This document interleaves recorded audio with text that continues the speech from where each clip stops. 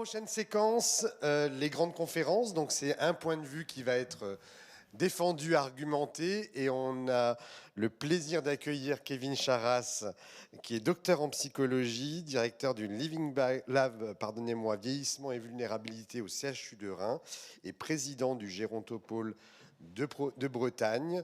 On a déjà évoqué ça en ouverture. Il va nous parler de cadre de vie et pourquoi il faut prendre soin du cadre de vie des personnes ayant un handicap cognitif. Kevin, la parole est à toi. Merci beaucoup. Merci Federico. Je tiens tout d'abord à remercier l'ensemble de l'Espace Éthique de m'avoir invité pour cette grande conférence. Je vais mettre le timing et le temps sur mon téléphone pour que je vois un peu là où j'en suis. Forcément, hier, j'ai commencé avec 20 diapos, puis finalement, j'en ai rajouté quelques autres parce que je me disais que c'était pas mal, et aujourd'hui, j'en ai 60, donc il va falloir aller un peu vite. En fait, je suis assez content d'avoir pu assister aux différentes conférences, et même ce matin aussi, du coup, ça m'a amené encore des billes. Et c'est vrai que hier, je me disais, je vais commencer un peu ces conférences en me posant la question de qui suis-je, de la question de l'identité. Et parce que j'avais lu, il n'y a pas très longtemps, un livre d'Edgar Morin qui s'appelle Une leçon d'un siècle de vie. Et la première question, la première phrase qu'il pose dans ce livre-là, c'est « Qui suis-je » ?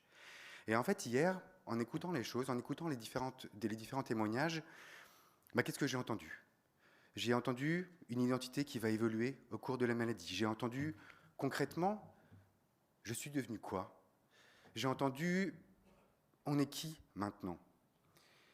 Et du coup, ça pose un certain nombre de questions finalement par rapport à comment est-ce que l'environnement nous renvoie à notre propre identité. Moi, il y a une diapo que j'utilise assez souvent dans les formations, c'est celle-ci. Et en fait, on se rend compte, et on se rend bien compte, que l'environnement dans lequel on va se trouver va nous en dire beaucoup. Quelle est votre identité en fonction du siège sur lequel vous allez vous asseoir ? Vous allez être un roi, une personne en situation de handicap, un cadre supérieur, une personne assise à côté de sa cheminée. Et finalement, ce dernier siège, on le voit assez souvent dans les hôpitaux, dans les EHPAD. À quoi est-ce qu'il renvoie ? Et quelle image il renvoie de la personne qui s'assied dedans ? Ça, c'est une des premières questions. Et puis, j'ai entendu beaucoup d'autres choses aussi. Des choses qui m'ont touché, et des choses que j'ai trouvées très, très sensées et très intéressantes aussi. Finalement, on devient malade que quand on se sent malade. Je pense que ça, c'est assez intéressant aussi. Finalement, on s'identifie par rapport à notre environnement. Et là, on s'est posé la question aussi de se dire, toute la question d'authenticité qui a été brillamment abordée par l'interlocutrice, notre présentatrice précédente. Et puis, il y a toutes ces questions de finalement, est-ce que toutes les vérités sont bonnes à dire ? Il y a aussi la question, et c'est Joël Ancry qui en parlait hier, le fait de dire préserver l'autonomie, c'est un impératif. Fabrice ensuite a dit c'est l'éthique des petites choses, du quotidien. Et là, on parlait à l'instant aussi de la question du rythme, de la réalité. C'est être mis au banc de la société, ça on en a parlé hier aussi. C'est la liberté la liberté finalement, c'est celle qu'on nous donne. C'est un peu cette présomption d'incompétence qu'on en a par rapport aux personnes. Et finalement, on va essayer de redéfinir son ambition en lien avec la maladie, mais aussi les opportunités que nous donne l'environnement. En fait, ça nous renvoie à un certain nombre d'éléments. Et ça on en a entendu parler aussi hier, le pouvoir d'agir, l'empowerment, tout ce qui est des liens sociaux, tout ce qui est de l'identité, tout ce qui est de l'occupation, tout ce qui est de l'inclusion d'une manière générale. Donc deux grandes notions, d'une part l'accompagnement centré sur la personne, que l'on connaît bien aujourd'hui, et qui constitue quand même une des bases de l'ensemble des interventions non médicamenteuses et de l'accompagnement des personnes qui sont atteintes de la maladie d'Alzheimer, mais aussi tout cet empowerment. Et quand on interroge les personnes avec des troubles cognitifs ou avec un handicap cognitif, qu'est-ce qu'ils en disent ? Ils disent que finalement, ils ont besoin d'un sentiment d'identité personnelle, ils ont besoin de choix, de contrôle, de se sentir utile, d'être utile aux autres aussi. Et ça, c'est différent. Et ça, c'est quelque chose qui est assez important. D'avoir une estime de soi et garder aussi cette conscience de sa valeur. On a plein de cahiers des charges. Julie Michaud nous en a rappelé quelques-uns tout à l'heure, qui ont des notions architecturales plus ou moins sporadiques, avec des choses parfois qui sont un peu contradictoires, où on dit qu'il faut déambuler, dans un autre cas, on nous dit qu'il faut contenir la déambulation, on nous parle de juxtaposition des plateaux, on nous parle finalement de lieux de commun, de vie sociale, et en même temps on nous parle d'architecture qui répond à une qualité d'usage des espaces, des équipements qui facilitent le travail des personnels, et on ne sait pas trop bien comment s'y placer. Et en fait, si on commence à regarder à tout ça, finalement, effectivement, on a un endroit qui n'est pas institutionnel, on a une juxtaposition des différents plateaux techniques ou des différents lieux de vie. On a une architecture qui éventuellement peut contenir la déambulation, pourquoi pas. Mais en fait, je pense qu'il y a un certain nombre d'éléments qu'il faut analyser, qu'il faut chercher à analyser dans tous les environnements qu'on va visiter et dans tout lieu dans lesquels on accueille les personnes qui sont atteintes de d'Alzheimer. Et c'est vrai que, au cours de ma courte carrière, qui commence un peu à s'allonger aujourd'hui, j'ai visité quand même pas mal de maisons de retraite, 100, 200, et à chaque fois, je prends beaucoup de photos, et je pense que je vais me fonder sur ces photos-là, pour essayer d'aborder 3 points dans l'analyse de l'environnement, finalement d'environnements qui peuvent être déshabilitants, si on reprend un peu les termes un peu anglophones, et on va essayer d'aborder le surcroît d'invalidité, voire même la confusion, tout ce qui est de la psychopathogénie environnementale, et enfin, les environnements iatrogènes. Le surcroît d'invalidité, je pense que le schéma que je vous montre là vous le définit relativement bien. Mais alors, qu'est-ce qui se passe dans les maisons de retraite? La première question qu'on pose souvent, c'est quelle couleur pour la maladie d'Alzheimer? On dit les rouges, ça les excite, le bleu, ça leur fait faire pipi, le jaune, non, c'est véridique, c'est vrai, on me l'a dit ça. Le jaune, ça les apaise. Il n'y a pas d'études scientifiques sur les couleurs. Aujourd'hui, il n'y a rien qui leur dit ça. Et malgré tout, on arrive à me faire des unités jaune poussin, du sol au plafond. Allez-y, c'est agréable d'y être. Quand vous y êtes, je vais autant vous dire que quand vous y entrez, c'est pas très facile de se dire qu'on va évoluer dans cet environnement-là, de vivre dans cet environnement-là non plus. Alors oui, il y a des croyances et il faut aller un peu au-delà de ces croyances-là. On dit aussi qu'il faut stimuler les personnes. C'est plein de bonnes intentions, je ne suis pas en train de casser du sucre sur le dos des personnes, mais c'est vrai qu'il faut penser l'environnement autrement que par finalement de la réaction et d'être vraiment dans le côté comportemental des choses. Ça pousse aussi à poser la question par rapport à l'inclusion, par rapport aux compétences des différentes personnes.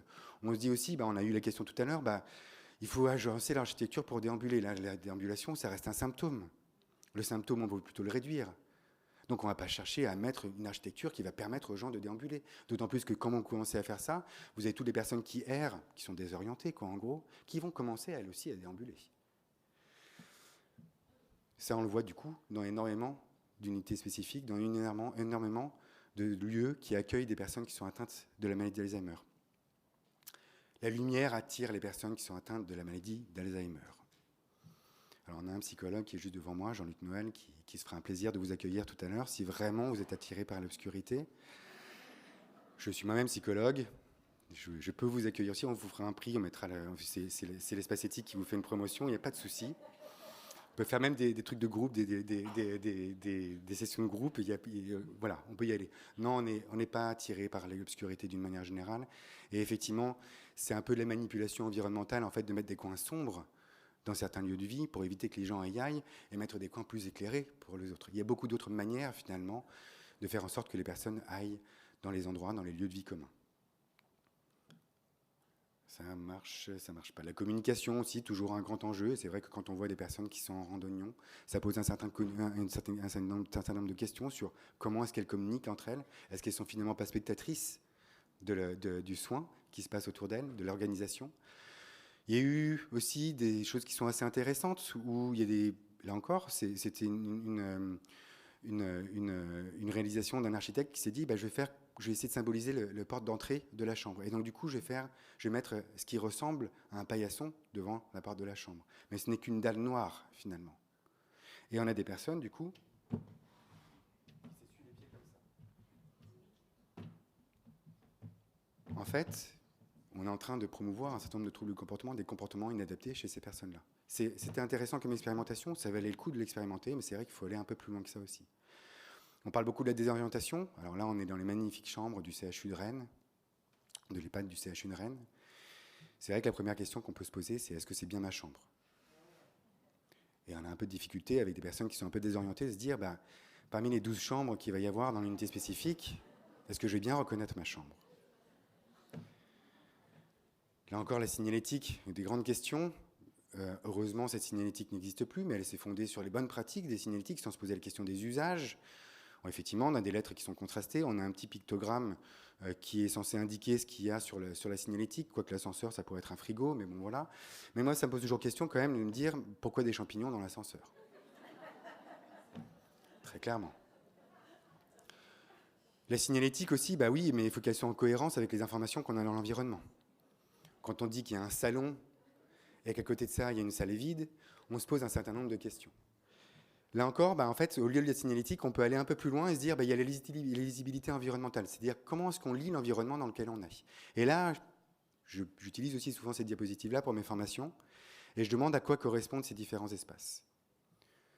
Je vous mets dans le mille, tout le monde me dit c'est une salle d'attente. Dans la réalité, on a effectivement une salle d'attente d'un médecin de ville, mais de l'autre côté, on a un salon dans un EHPAD. Ce même salon, si on va chercher quelques mobiliers, et là ça nous a coûté 0 €, on a été chercher dans les mobiliers qui restaient dans l'EHPAD, et vous voyez que quand on le réaménage avec quelques éléments, il prend toute une autre dimension.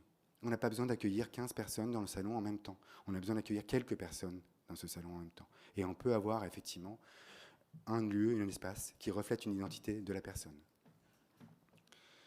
La même chose avec ce couloir qui peut devenir du coup un petit salon. Et toutes les questions de l'ambiance, de l'esthétisme. Alors ici à Nice, c'est vrai qu'on a vue sur mer. C'est un peu la prochaine étape, non? Et puis à côté de ça, vous avez des grands murs blancs. Et sur une petite lampe murale, on vous dit « aimez la vie ». C'est intéressant aussi, ça montre que ça dénote quand même un certain nombre de choses, oui. J'espère que vous montrez ça aux étudiants en architecture. On fait beaucoup de choses avec les étudiants en architecture et je leur montre. Après, pour l'anecdote de ce petit salon, on est quand même dans un salon qui est dans un EHPAD qui est congrégationniste, donc forcément, il y a toute l'église qui est à côté, forcément, il y a le cimetière qui est à côté. Mais ça donne effectivement l'impression que le prochain pas, il est juste en face, quoi. On a aussi un impact des représentations sociales de la dépendance et surtout sur les plans architecturaux qui deviennent pathogènes, ou dès lors que vous sortez de l'unité spécifique, on parle de circulation, vous rentrez dedans, on parle d'espace de déambulation. Donc on s'attend à ce que les personnes déambulent dans ces endroits-là. Et dès le départ, dès la conception, on veut que les gens déambulent. Il y a la bientraitance, c'est l'environnement, un lieu de convivialité. Là encore aussi, après, sur les toilettes, sur quel siège est-ce que je m'assieds? Ça pose un peu question, et la plupart du temps, j'en ai d'autres photos qui sont un peu plus, même mieux que ça pour les toilettes, mais la plupart du temps, effectivement, on se rend compte que la personne va sur l'un ou l'autre de façon assez aléatoire. Mais finalement, l'autre jour, j'ai été dans un EHPAD en Italie, et juste au-dessus de l'alarme incendie, je trouvais ça plutôt sympa, on avait une petite icône qui nous disait que finalement, on pouvait peut-être garder espoir. Mais ce qu'il y a, c'est que je pense qu'il faut aller un peu au-delà de garder espoir, et je pense qu'aujourd'hui, il faut peut-être commencer à agir un peu par rapport à tout ça. Et finalement, quand on y regarde de plus près, l'architecture d'un EHPAD, finalement, ne prête pas forcément à l'activité, à l'inclusion, à l'empowerment. On a bien souvent encore, et trop souvent encore, bien que les choses commencent à s'améliorer, des chambres qui sont juste alignées les unes à côté des autres, et très peu d'espace de vie, très peu d'espace, finalement, où on peut montrer ses compétences. Maintenant, la psychopathogénie environnementale, le deuxième point que je voulais aborder, et finalement, c'est de se dire comment est-ce que je vais faire pour adopter le point de vue des personnes malades. Je regarde le temps, mais je vais être complètement à la bourre, mais c'est pas grave. On va me faire une fleur, merci Federico. L'objectif, c'est de se dire comment est-ce que à quoi ça ressemble de vivre dans une unité spécifique. Voilà un peu le cycle de 24 heures. Qui se passe. J'ai posé une 60aine de maisons de retraite. La question, qu'est-ce que vous faites dans la journée? Je vais aller un peu plus vite, on va commencer à faire un rythme un peu plus soutenu. Qu'est-ce qu'on fait dans une journée? À peu près une demi-heure de soins. Les repas, c'est 1 heure, 1 heure et demie, finalement. Petit déjeuner, tout compris, jusque dîner le soir. Les activités, un jour avec, un jour sans, donc à peu près 1 heure par jour. La sieste, grand moment, 1 heure et demie, ça on n'y coupe pas. On se dort à peu près 6 heures par nuit. Et finalement, une grande partie de la journée, on ne fait pas grand-chose. Alors, c'est pas massé comme ça, mais c'est un peu entrecoupé. Et finalement, je me suis posé la question de dans quel environnement est-ce qu'on attend 8 à 12 heures avec des personnes avec qui on n'a pas choisi d'être, dans lequel il y a une organisation qui nous est imposée. Et les vols long courriers m'ont semblé être un exemple relativement intéressant. Alors par chance, moi j'ai beaucoup voyagé, j'ai eu des parents qui étaient un peu expats, et donc du coup j'ai passé beaucoup de temps dans ces avions-là. Et j'ai autant vous dire que, effectivement, le paysage, il est toujours le même, comme dans une unité spécifique. On est avec des personnes avec qui on n'a pas choisi d'être. C'est des environnements qui sont assez bruyants, c'est confiné. On ne sort pas de l'avion pour faire un petit tour. Et puis, du coup, voilà, on est un peu contraint à tout ça. Et en fait, j'ai beaucoup observé le comportement des personnes dans ces avions-là. Et il y a beaucoup de ressemblances, finalement, avec ce qui apparaissait dans le NPI. Les enfants des autres, c'est sûr, ils sont plutôt mal élevés. Je tolère les miens à la limite, mais ceux des autres, c'est toujours un peu plus compliqué. Et puis à chaque fois que vous commencez à manger, forcément, il y a la personne qui est juste devant vous, qui a baissé son siège, vous allez finir par manger au-dessus de sa tête. Jamais très intéressant. Ou là, il y a la personne derrière vous qui met ses pieds le long de vos accoudoirs. Là encore, c'est pas toujours très sympa. Il y a des gens qui dorment directement, qui s'endorment directement quand ils arrivent dans un moyen de transport. D'autres, comme moi, qui ont plutôt tendance à rester réveillés. Je dors un quart d'heure péniblement, mais voilà. Il y a tous ceux qui se sont dit, je vais emmener plein de choses à faire, tout ce que je ne fais pas, les articles, la conférence pour l'espace éthique que je n'ai pas eu le temps de faire, et puis on y passe un quart d'heure, et finalement on finit par regarder un peu ce qui se passe dans l'avion, et c'est limite de l'apathie, voire de la dépression. Alors on ne voit pas le pape tous les jours dans l'avion. Je fais beaucoup de références iconiques aujourd'hui, finalement. Ça ne me ressemble pas. Mais je trouvais ça trop beau, et effectivement, là, on a très souvent, vous demandez aux stewards et aux hôtesses, très souvent, finalement, vous avez des personnes qui vont les voir en disant « j'ai fait un rêve dans lequel l'avion allait s'écraser » et puis ils les ramènent très gentiment à leur place. Ils leur donnent éventuellement une petite pilule. Surtout, ne dites rien, tout va bien, voyez. Il y a ceux qui utilisent les toilettes à d'autres escients auxquels on souhaiterait, même parfois ceux qui vont même pas jusqu'à utiliser les toilettes, qui font ça sur place. Il y a ceux qui déambulent. Et les hôtesses et les stewards, ils aimeraient bien avoir des couloirs de déambulation. Je l'ai lu dans un magazine professionnel. Donc c'est assez intéressant. Ceux qui font 50 fois le tour de l'avion, 150 fois le tour de l'avion pendant toute la durée du vol et qui n'arrêtent pas de marcher, Tous ceux qui se rendent compte aussi que finalement qu'ils sont à 30 000 pieds au-dessus de la Terre et que ça commence un peu à leur créer des angoisses. Et tous ceux qui, comme moi, passent leur temps à bouffer dans l'avion. Du coup, en fait, ce que l'on comprend, c'est que l'environnement-là devient une menace pour l'intégrité psychique ou physique de la personne. Et en fait, dès lors qu'on en a atterri sur le tarmac, les plus désinhibés sont en fait les plus prudes. Ceux qui bouffent n'importe quoi sont ceux qui sont bio, qui bouffent des petites graines, des pousses de soja, Michel. Et en fait, je pense qu'il y a une phrase qui est assez intéressante et qui résume bien toute cette situation-là, et qui est celle de Viktor Frankl, qui est de dire, finalement, il y a une réaction anormale dans une situation anormale est un comportement normal. Donc posons-nous la question, avant d'aller chercher les troubles du comportement, et avant d'aller chercher, de se dire, il faut absolument agir là-dessus, qu'est-ce qui va provoquer ce trouble chez la personne? Ensuite, les iatrogénies environnementales, le dernier point que je vais aborder, mais j'ai encore quelques autres diapos, je te rappelle, j'en ai 60, donc...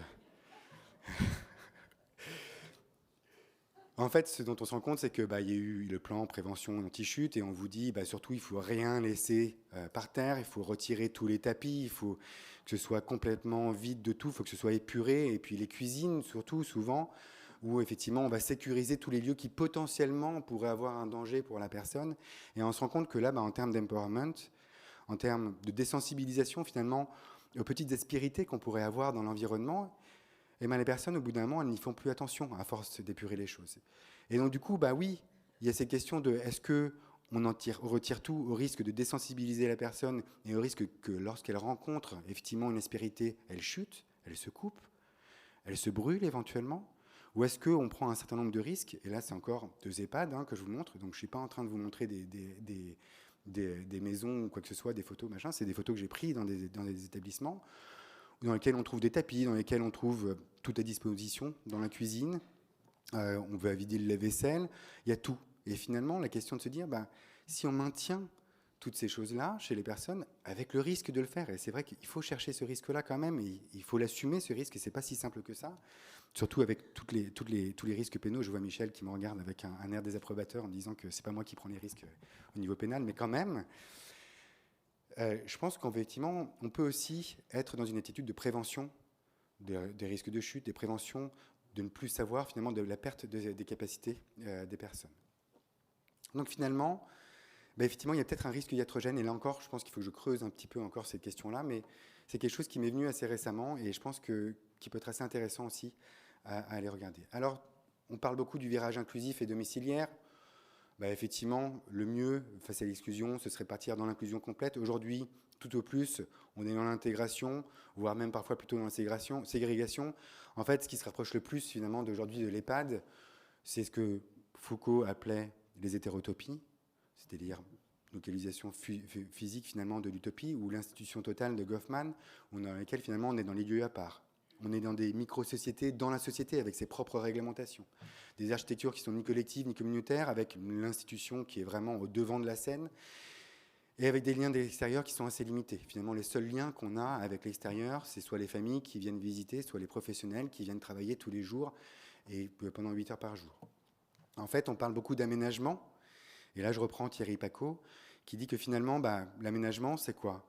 C'est des règlements, c'est des lois, c'est des techniques administratives, c'est des protocoles bureaucratiques, c'est de la standardisation pour une réalisation. Finalement, c'est de normaliser une définition. Et c'est vrai que ça nous pousse à réfléchir aussi, face à ça, face à l'évolution en fait de la manière dont on prend on prend en soin, on accompagne les personnes qui sont atteintes d'Alzheimer, face à l'évolution aussi des modes et des tendances, où on est parti de l'égalité, on était plutôt sur des environnements thérapeutiques, dans l'objectif de réduire les symptômes. On est passé à l'équité, où on était dans le friendly environment, le Alzheimer friendly, où on va chercher à compenser les déficits. Et aujourd'hui, on est vraiment dans cette question de l'inclusion, où finalement l'empowerment, le pouvoir d'agir, va prendre le devant de la scène. Et on veut finalement avoir des environnements qui vont éliminer les obstacles et qui vont permettre aux personnes de faire par elles-mêmes dans cet environnement-là. Et donc, du coup, on est vraiment dans cette notion d'aménager l'espace pour créer un environnement qui soit adapté, avec toutes les questions d'éthique du care, qui ne se fondent pas que par rapport à la personne, mais qui est aussi une interrelation entre la personne soignée et le soignant. C'est aussi prendre soin du soignant. C'est cette question de se focaliser sur la personne, parce que finalement, on n'est ni sujet, c'est-à-dire qu'on n'est pas soumis à une autorité souveraine, ni objet de soins. On est une personne à part entière, avec sa vie, avec son histoire, avec son identité. C'est donner toutes les opportunités qu'on peut avoir, c'est prendre la problématique d'un point de vue holistique, c'est-à-dire traiter de toutes les dimensions, que ce soit organisationnel, que ce soit de l'accompagnement, que ce soit de l'architecture, que ce soit social, même sociétal, voire urbanistique. Où est-ce qu'on implante un EHPAD ? Et ça va avoir une grande importance là-dedans. Et c'est aller finalement aussi au-delà des capacités, dans le sens où on ne va pas s'y limiter finalement entre le ratio, entre les compétences des personnes et les opportunités que peuvent offrir l'environnement, et on va essayer d'aller chercher les motivations, la spontanéité, ce que veut faire la personne, ses aspirations d'une manière générale, pour promouvoir une qualité de vie. Alors juste quelques principes de conception, et je vais m'arrêter là après. La première question qu'on se pose, nous, quand on arrive dans un lieu de vie, dans une unité, dans un EHPAD, c'est est-ce qu'on est dans un lieu de travail dans lequel il y a des personnes qui vivent, ou est-ce qu'à l'inverse, on est plutôt dans un lieu de vie dans lequel il y a des personnes qui travaillent. Et ça va poser un certain nombre de questions sur qui sont les usagers, quelles sont les caractéristiques d'usage des espaces, quels sont les usages qu'on va avoir de ces espaces-là, et quelles sont les différentes modalités d'usage de ces espaces.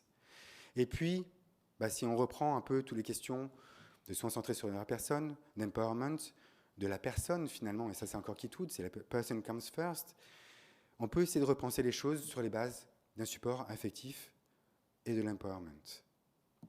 On peut avoir du réconfort, et là encore c'est des EHPAD que j'ai vus, donc vous voyez, il n'y a pas que des choses qui ne sont pas bien, mais il y a aussi des très très belles choses qui se réalisent, et pour les personnes qui sont atteintes de d'Alzheimer, on peut essayer de créer des conditions d'un environnement qui soit bienveillant, d'un confort qui soit tant physique que social, on peut essayer d'aménager les espaces en fonction des usages individuels, de la culture de la personne finalement. Et on va avoir plein d'espaces différents, plein de types de mobilier différents qui va refléter l'histoire de vie de ces personnes-là. On peut aussi traiter des occupations et finalement comment est-ce qu'on va utiliser ces espaces-là en fonction des aspirations de la personne, de leur motivation, de leurs habilités, d'une manière générale et de leurs envies. Et ça, c'est quelque chose qui est assez important. Et là, on va beaucoup parler de structuration des espaces, de variabilité des espaces. L'inclusion aussi, finalement, on peut assurer quand même une équité d'usage fondée sur des compétences, des aptitudes, mais aussi des opportunités d'activité. C'est-à-dire que la personne peut faire d'elle-même sans avoir forcément besoin de poser la question à un professionnel, et elle peut prendre un certain nombre de décisions pour pouvoir agir sur son propre environnement. L'attachement, et je pense que là, on en revient finalement à une base qui est relativement importante. C'est important de se sentir bien dans l'environnement dans lequel on est. On va l'aménager en fonction de ce que l'on veut y faire. On va le décorer, on va le personnaliser. Et ça va nous permettre finalement de s'y sentir bien, de s'y sentir attaché, d'avoir une histoire dans cet environnement-là. Et j'en finis là, Federico, c'est vraiment la fin.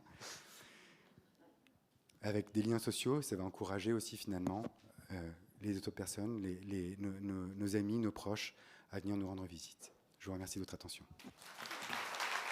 Merci énormément, Kevin. Quand tu nous as dit j'ai 60 slides à passer, vous l'avez remarqué, dans toutes nos plénières, quasiment personne n'a proposé de slide. Alors on s'est dit non, non, non, non. Et puis finalement, quand on voit le résultat et quand je vois comme vous êtes réceptif à ce qu'il a pu nous montrer au-delà des images, mais de ce qu'il y a derrière les images, merci beaucoup, merci d'avoir respecté le temps et encore un grand bravo.